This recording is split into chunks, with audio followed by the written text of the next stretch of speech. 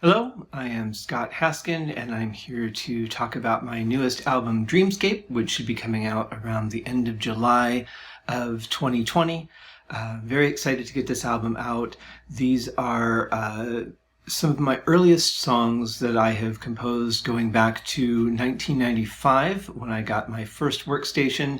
And the most recent on the album, I think, is Flight of the White Cotton Alien, which was in January of 2000 that I composed that. The earliest were One Man's Life and Dreamscape, which were written in 95. And I was living in Denver. My buddy Scott, my roommate at the time, had recommended that instead of recording everything with a drum machine and a 4-track recorder with a Casio keyboard, that I step up to a decent professional workstation. And really liked the Korg X3, which was a 61-note, 16-track sequencer. And started writing on that just all having all these really nice, beautiful, pristine sounds really was inspiring and helped create a lot of these songs. So I owe a lot of this to Korg as well. Their development team is fantastic. And you could pretty much do everything within the box except the final export. And back then I was exporting to cassette tape. And instead of releasing everything as albums, what I was doing was I was just adding another song to what I was calling the complete collection, which was at the time it was a good idea, but the difficulty was to really make it cost effective, I had to fill an entire cassette before I would release it, as opposed to writing 10 or 12 songs and putting out an album and getting it out in a way that could be distributed. But back then we didn't have access to things like Amazon and iTunes. I'm not even sure if they existed at the time. But we didn't have access to distribution unless you were with a recording company. So I would just keep adding to it, and then for the people that had shown interest in the complete collection, I would get them an updated whatever tape number I was on, if it was the complete collection number 6 or number 7. I think I got up to 9 before I stopped doing that and started switching to a CD format.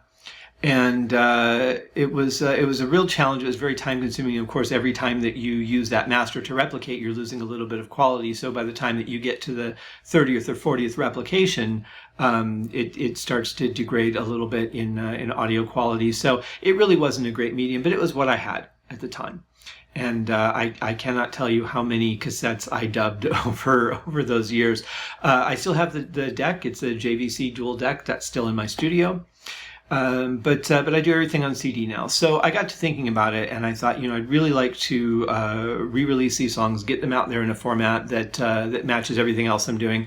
But I realized that the quality of the sounds and the quality of the writing is not quite on par with where I'm at as a musician now. So if you release albums and you set a certain bar level for yourself, and then you go back and re-release old stuff, unless people really understand it's old stuff, they think you've taken a step backwards, or that you're not really you're not pushing the limits anymore.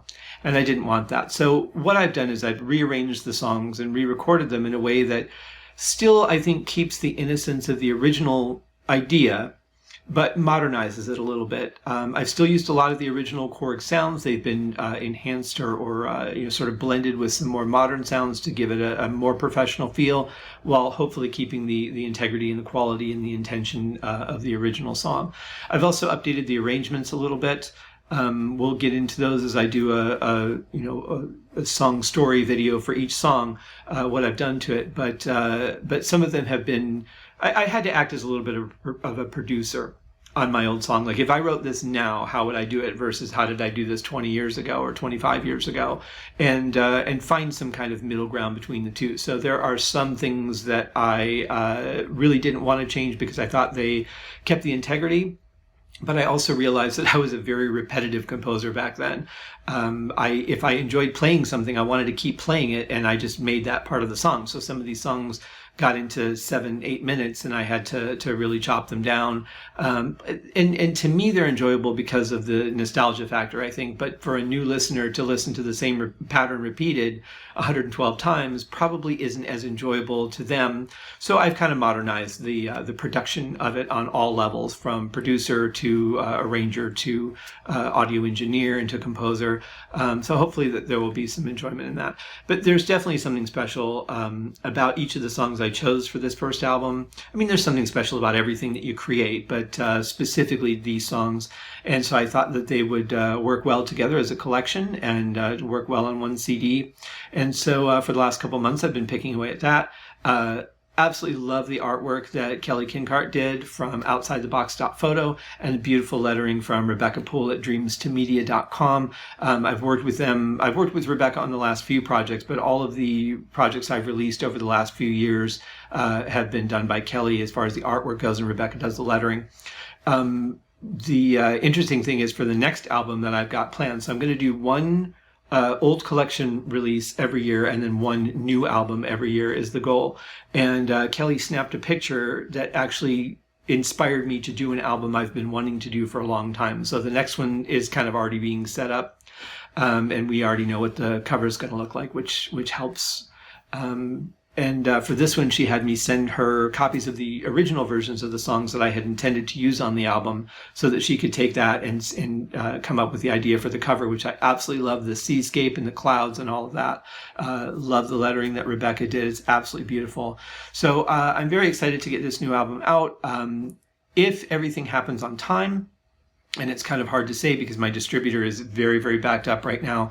But if everything happens on time, on July 23rd, if you've pre-ordered the album, you will get the first single, which is going to be By the Light of the Fire, which is one of my favorite songs. They all are my favorite songs.